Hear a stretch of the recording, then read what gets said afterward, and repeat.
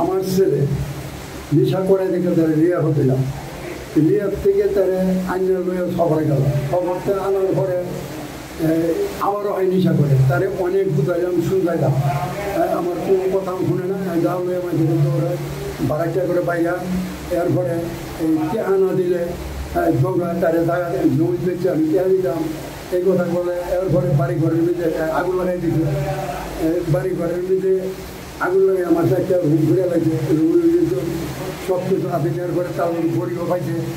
হ্যাঁ, তো এইরকম ছেলের যেন মানুষের বড় নাম বিচার চাই, সঠিক বিচার চাই, যেন আইনের রাস্তাকে নাফজ দিতে পারে।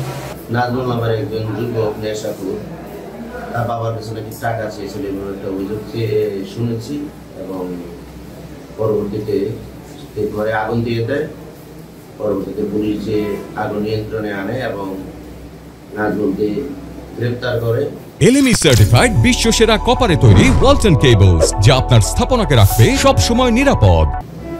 এবং নাজমুলের কাছ থেকে ইয়াবা উদ্ধার হয়।